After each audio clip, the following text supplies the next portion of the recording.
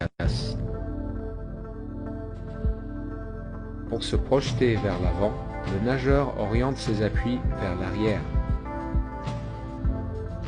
L'erreur la plus fréquente est de mal orienter les appuis, soit vers le fond ou vers la surface.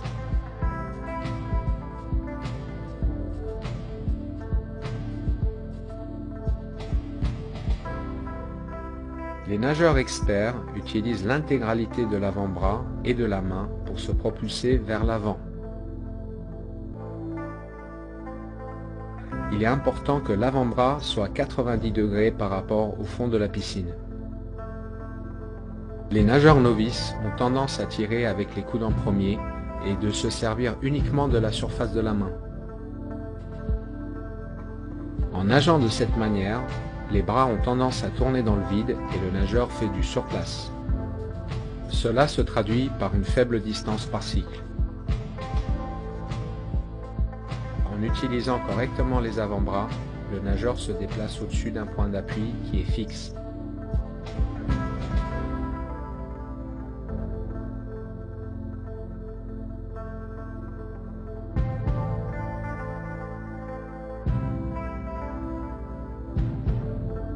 Si la trajectoire de la main s'éloigne trop de l'axe central, il y a une perte de force.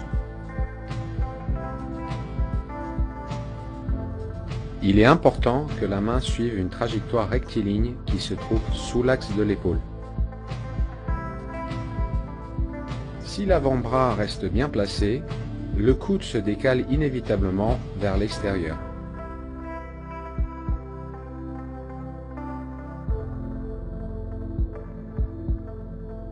Les bons nageurs restent relâchés pendant une majorité du cycle et contractent leurs muscles uniquement pendant la traction sous-marine.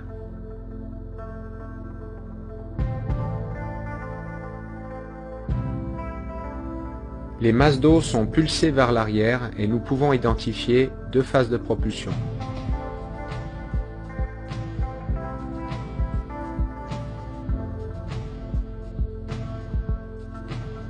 La majorité du déplacement vers l'avant est générée par la première phase de propulsion.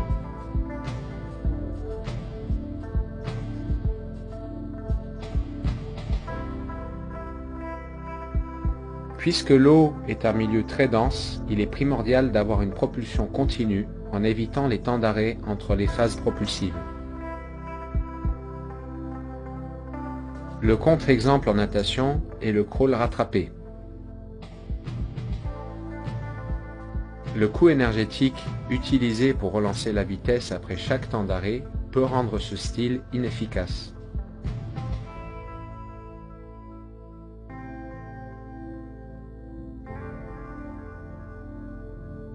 Dans toutes les nages, une propulsion efficace est le résultat d'une orientation correcte des appuis, de l'utilisation des bons muscles au bon moment et de la continuité. There's no better way to train a narrow, consistent kick than with vertical flutter kick. And coaches, there's no better way to improve a swimmer's kick than to film them doing this and show them how they're moving their legs and feet. The model looks like this. The legs are long, yet supple. The toes are pointed, yet the feet and ankles are flexible. The kick initiates with the hips and thighs, and not with the knees. The kick is quick, narrow, and continuous. The swimmer maintains a long body line and avoids the common mistake of folding into a bicycling position.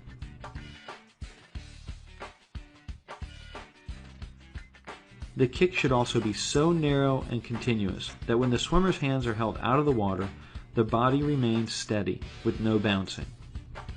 To add a fine point to this drill, try making sharp 90-degree turns using only the hips and kick to power your rotation. Make sure the hips are creating the power. As your timing improves, your turns will become more precise.